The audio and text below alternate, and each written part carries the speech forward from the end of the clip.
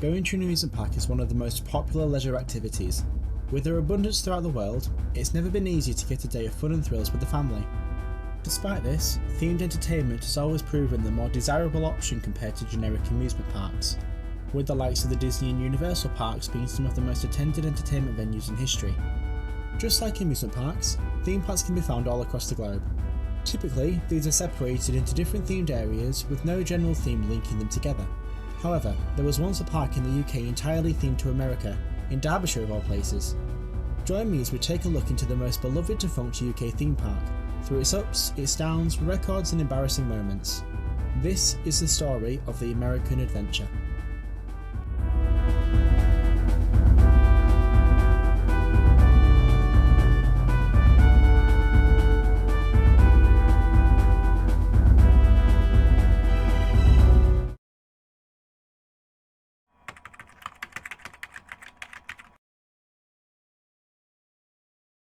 The American Adventure had a rather humble beginning. Up until the 1970s, the future site of the park was taken up by a coal mine situated around Shipley Lake. Upon closure, the owners of the land, the National Coal Board, partnered up with Derbyshire County Council to redevelop the land, located in Ilkeston, into a leisure attraction. Eventually, they settled on creating a park based on the best aspects of Britain, a similar concept to the opening day version of Disney's California Adventure. This was due to the large popularity of theme parks at the time, with Alton Towers in particular bursting in popularity. Eventually, a company named the KLF Group agreed to spend millions of pounds to build the park as well as open it in time for the 1985 season. The park was planned to have several themed areas as well as 8 British Geniuses pavilions in time for opening day. As construction continued, officials were getting ready for opening the UK's newest theme park, Britannia Park.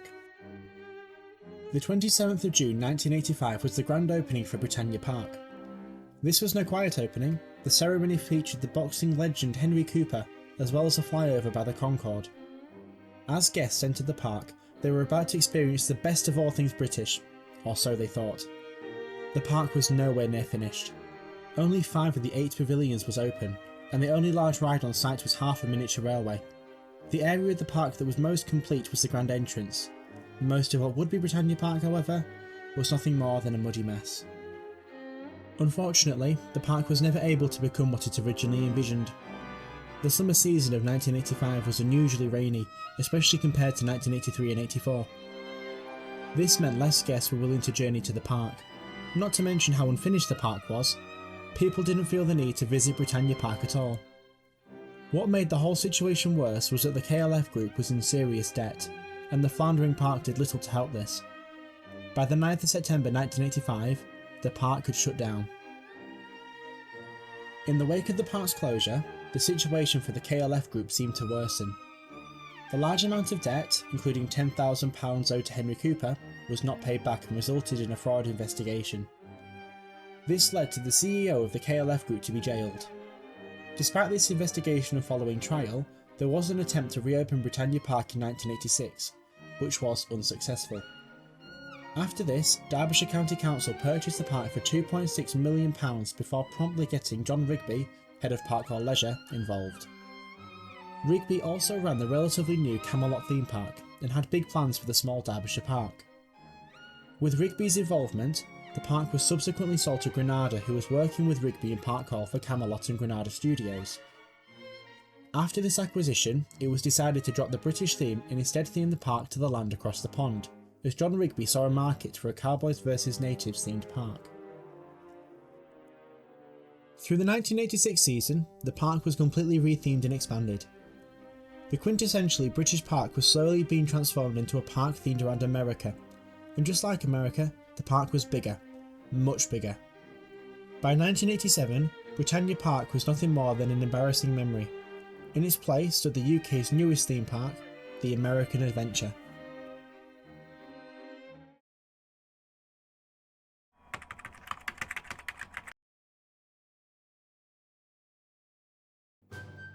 Britannia Park was entirely overhauled in its transformation to the American Adventure.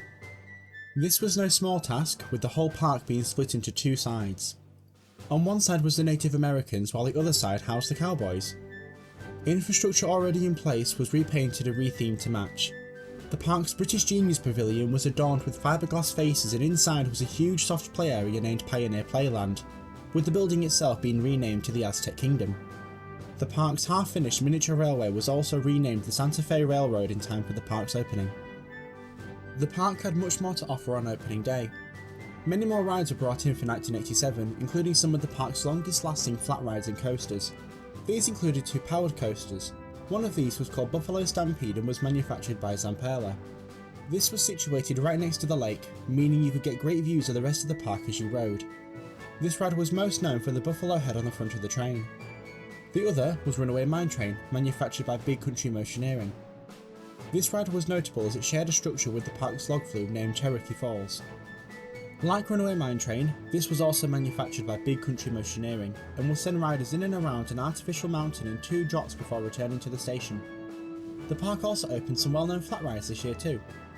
Some of the park's first flat rides included High Sierra, a Ferris wheel themed to wagons, as well as Yankee Clipper, the park's pirate ship. There was also a junior version of this ride too, appropriately named Junior Clipper. Upon opening, the park also had some beloved events. Horseback stunt shows were performed every day in an arena situated near Buffalo Stampede, behind a recreation of the Alamo. Along with this, nearer to High Sierra and Yankee Clipper, was a petting zoo, and further on would be the Silver City. This was set up as a typical western cowboy town, with the shootout occurring twice daily. These were no small events, with actors falling from balconies and lassos being used. The lucky winner of the shootout would be treated to a show by the girls in Lazy Lil Saloon, located within the Silver City. John Rigby's ambition and faith in the park didn't slow down. In fact, an expansion was planned, built and opened in the very next year. In 1988, a new balloon ride was opened near Pioneer Playland. In addition, a new area was opened past Cherokee Falls and Runaway Mine Train, which was named Fort St. Lawrence. This war-themed area only featured 1 ride, however this ride was, and generally still is, considered the best of its type in the UK. This was the Great Niagara Falls Rapids. This Rapids ride was manufactured by Big Country Motioneering, like Runaway Mine Train and Cherokee Falls, and featured large 12-seater boats which winded down a trough of waterfalls, rapids and waves. This ride fits into the park very well, but unfortunately this year would be the last that John Rigby would be involved with the American adventure. Granada had full control now that Rigby had left, and wasted no time in expanding the park further with another new area in 1989. However, this area would be completely different to the rest of the park. Spaceport USA opened in 1989 with 2 rides. The first was G-Force, a husband-her that previously operated at Blackpool Pleasure Beach. The other ride would be nothing like any other ride in the park. This was Missile. Having been relocated from the Glasgow Garden Festival, where it was known as Coca-Cola Roller the previous year, the ride was brought to Derbyshire, where it was loosely themed to match Spaceport USA. The ride retained its all-white colour scheme from its previous home until the mid-90s, where it was repainted to have grey track and blue supports. Despite the lacklustre theming compared to the rest of the park, Missile was very unique as it was the only coaster in the park that featured inversions, as well as the only one to go forwards and backwards. However, this ride was not unique. Missile was a Vekoma Boomerang, a popular stock production ride that had already had another UK installation at West Midlands Safari Park. An interesting thing to mention about this ride is that the Roller Coaster Club of Great Britain named it the most intense coaster in the UK, although it was one of 2 boomerangs operating in England at this point. One final thing to be changed this year was the park's miniature railway, as it was given an extra train, as well as finally becoming a full circuit, making it a more viable transportation method around the park.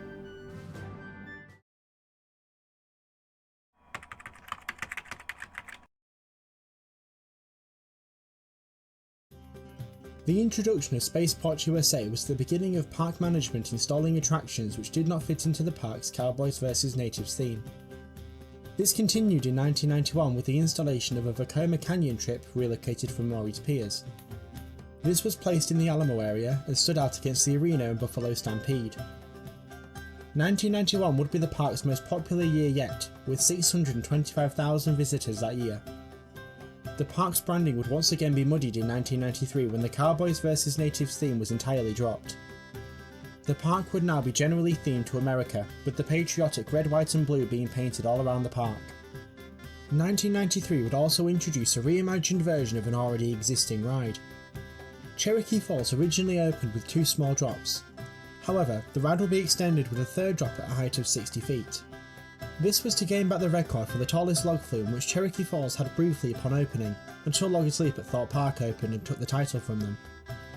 Along with the large drop, a spinning tunnel was placed surrounding the lift hill up to said 3rd drop. Finally, the ride will be given a new name. No longer Cherokee Falls, Nightmare Niagara opened as the tallest log flume in the UK once again. To dispel any confusion, the Great Niagara Falls Rapids would be renamed to the Grand Canyon Rapids upon Nightmare Niagara's opening. Eventually, the rapids would be renamed to the Rocky Mountain Rapids, which would be their final name change. Nightmare Niagara quickly became the American Adventure's signature ride and would be a firm favourite to many who rode it.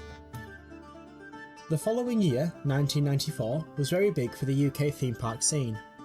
Drayton Manor opened the UK's first stand-up coaster Shockwave, Blackpool Pleasure Beach opened the world's tallest and fastest coaster with the Pepsi Max Big One, and Alton Towers opened Europe's first inverted coaster Nemesis. Not to miss out on what would be called the Year of the Roller Coaster, the American Adventure opened a 4D cinema showing a Terminator film, named the Motion Master Theatre. This sadly replaced the park's beloved Pioneer Playland Soft Play Centre. The Motion Master Theatre was not the only new attraction for 1994 however, as a new go-kart attraction opened up on the site of the Horseback Stunt Show Arena. The Horseback Stunt Show was incorporated into the Gunfight Show within the Silver City, meaning the park technically did not lose one of their shows.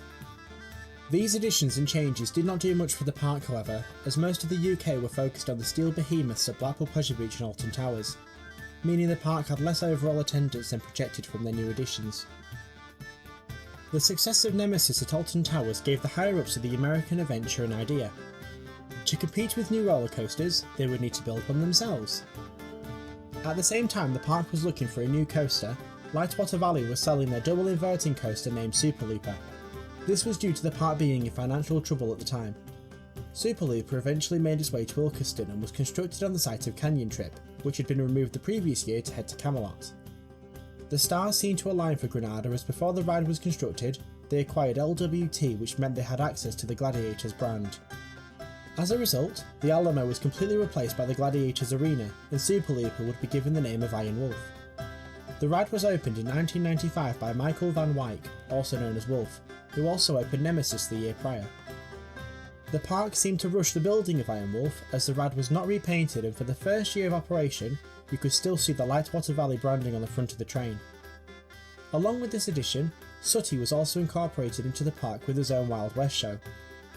The final change this year was the new Aliens film showing in the Motion Master Theatre, replacing the Terminator film from 1994. No rides were added in 1996 and it seemed obvious by the rushed installation of Iron Wolf that Granada was losing interest in operating the park. In 1997, Granada sold the park and the lease attached to a consortium named VentureWorld which was headed by John Broome, the founder of Alton Towers. By the end of 1997, the park had installed 2 rides. The first of these was a simple set of dodgems. The other ride, however, was an upcharged sky coaster located near Iron Wolf, which was renamed Gladiators in 1996, and again to Sky Looper in 1997. This was not the only change to this area of the park. Since Granada left the park, this meant that all of the Gladiators theming had to be removed from the area, leaving the area lost as to its theme.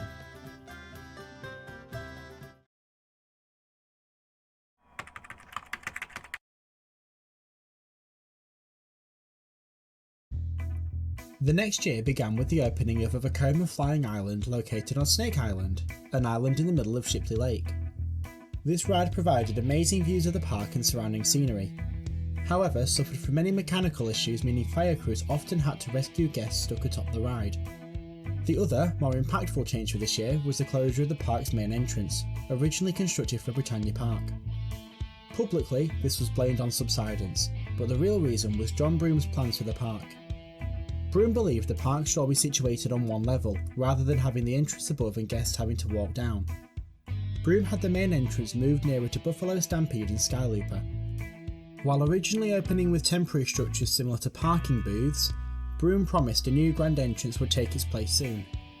Despite these promises, it seemed moving the entrance was in general a bad idea, as now the park didn't gradually come into view like it did with the original entrance. Moving the park's entrance was only the beginning of Broome's plans. Broome believed the all-American theme of the park wouldn't be viable if the park wanted to succeed, and wished to turn the park into a new version of itself named Adventure World. To prepare guests for the change, he renamed the park to American Adventure World for the forthcoming years while he planned and implemented his ideas. These included a large-scale B&M inverted coaster which would become the park's new signature attraction, similar to how Nemesis became Alton Tower's standout ride. He also wished for a wooden coaster to be built by Custom Coasters International which would be situated by the lake. Along with these roller coasters, most of the park would lose its American theming, with Silver City and Fort St. Lawrence being left to represent America and Canada respectively. Unfortunately, most of Broome's plans didn't come to fruition. All that did was the temporary new entrance, which was never replaced by the grand entrance Broome promised. Before the 2000 season began, John Broome had left the park, and sold it on to the THG Group who also owned attractions like Pontins of Blackpool Tower. The park's name was reverted back to the American Adventure in time for the 2000 season. The only other main change that occurred in 2000 was the removal of the Flying Island. This was most likely due to its operational issues and the park not wishing to have to cope with how temperamental the ride was. Not much occurred between 1999 and 2003. Sky Leaper was renamed Twin Leaper, but besides this, the park added no new rides or shows. The next edition came in 2003 with the lacklustre inclusion of JCB World. This area consisted of multiple operational JCB diggers, which guests could pay almost £5 to spend 5 minutes operating. This was not liked by many people and would eventually become a free experience. Along with this, Twin Leaper was repainted and renamed to match JCB World, becoming the JCB Twin Leaper. The addition of JCB World did little to hide the fact that the park was overall being neglected. By 2004, many rides were in desperate need of repaints. Most of the effects on the Rocky Mountain Rapids had been turned off, as well as the spinning tunnel on Nightmare Niagara's lift hill. Even Missile's blue and grey colour scheme had faded to an ugly brown. The park was in need of some serious changes and updates. Little did guests know that these updates were indeed coming, but they were not what people were hoping for.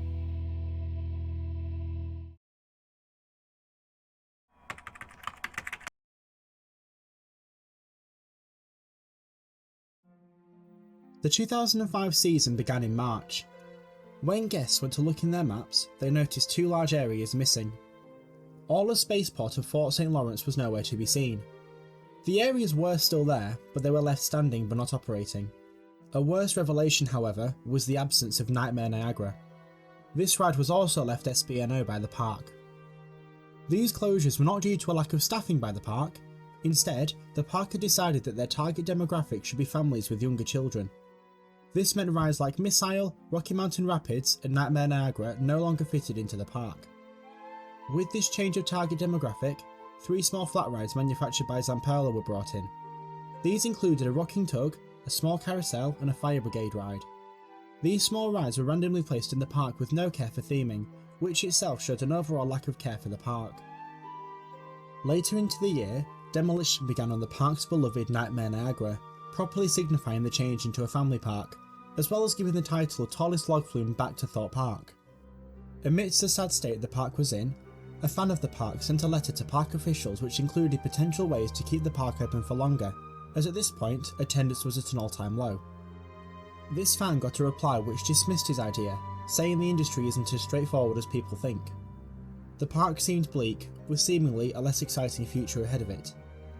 More and more people quickly became aware of the park's situation, and believed the park would keep closing down rides until the whole park closed. However, this was not completely the case. The 2006 season began with an uplifting sight. Fort St. Lawrence had returned, along with the Rocky Mountain Rapids which had many of its effects turned back on. By this point, Missile was also completely removed from the park. But to combat this, a new roller coaster opened on the site of Nightmare Niagara's final drop. Mini Mine Rush was a small Zamperla family gravity coaster which took families around a very small oval layout. Not exactly a worthy replacement for the beloved Nightmare Niagara. Either way, the addition of Mini Mine Train and the revival of Fort St. Lawrence showed that park officials were still interested in operating the park. When the guests left the park at the end of the 2006 season, there was some hope that the American Adventure had some sort of life within the following years, although these hopes were themselves short-lived. In January 2007, the park sadly announced they were shutting down and would not open for any future seasons. Many people were upset hearing this news, although it was not a surprise. The park had been declining rapidly in the 2000s, but a few die-hard fans hoped the investments in 2006 would save the park from closure. Upon hearing the news, it now became a question of what would happen to the park's remaining rides and coasters. Many of the park's rides were easily relocated, with the exceptions of the already demolished Nightmare Niagara, as well as the Rocky Mountain Rapids and Motion Master Theatre. As soon as the permanent closure was announced, rides began to be removed. Santa Fe Railroad was relocated to Twin Lakes Park along with Yankee Clipper. Both High Sierra and the balloon ride were relocated to the Billing Aquadrome, but closed a few years later. The park's Rockin' Tug and Carousel were relocated to Flambard's theme park near Cornwall. Every coaster was able to find a new home too. Missile was relocated to Pleasurewood Hills, where it was given a repaint and a new name. It reopened in 2007 as Wipeout, still operating today as the only Vekoma boomerang in the UK. Buffalo Stampede was relocated to Twin Lakes, where it still operates under the same name. Runaway Train was converted into a travelling coaster, having been seen in places such as Dubai in 2014. The ride that has stayed the furthest from the park, however, is Twin Looper, which currently operates at Legendia in Poland under the name of Devil's Loop. Finally, Mini Mine Rush was relocated to Flamingoland, where it has remained with the name of Runaway Mine Train. Unfortunately, not every ride would find a new home. The park's Sky Coaster was sold off, however it's unknown as to where it ended up. Sadly, what couldn't be removed was left on site.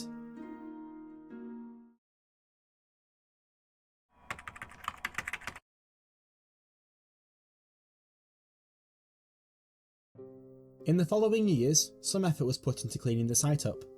The trough of the Rocky Mountain Rapids was filled in, small buildings were removed, the mountain housing Runaway Train and Nightmare Niagara was flattened, and the iconic fiberglass faces were destroyed as the Aztec Kingdom, formerly housing Pioneer Playland and the Motion Master Theatre, was demolished. Around this time, the park's original entrance, originally closing in the 90s, was finally torn down too. As the years progressed, the site remained as nothing more but pathways, car parks and foundations for rides. By 2016, all vegetation was cleared from the site, making the scars of the American Adventure more visible than ever. Ever since the park's closure, Derbyshire County Council, who reacquired the land after the park closed, had been looking to redevelop the area. They gave the whole site the new name of Shipley Lakeside and looked to find a developer who had the funds to repurpose the land. A plan to redevelop the site was greenlit in 2012, but major redevelopment didn't begin until 2018. Around this time, the remaining walkways and foundations from the American Adventure were finally destroyed. It was around this time too where several people signed a petition to bring back the American Adventure, which unfortunately was deemed unsuccessful. At the same time, the redevelopment plan for Shipley Lakeside was released. This showed the site would be used for a mixture of residential zones as well as leisure and some commercial zones too. The first section of housing was finished in 2019, taking over land from what used to be staff areas for the park. More houses are still under construction on the former sites of Twin Looper and Buffalo Stampede, as well as unused parkland originally planned for a health and care campus. This leads up to today as the redevelopment has not yet finished. An accurate timeline for construction was not released, however it seems the site may be completely redeveloped by around 2030.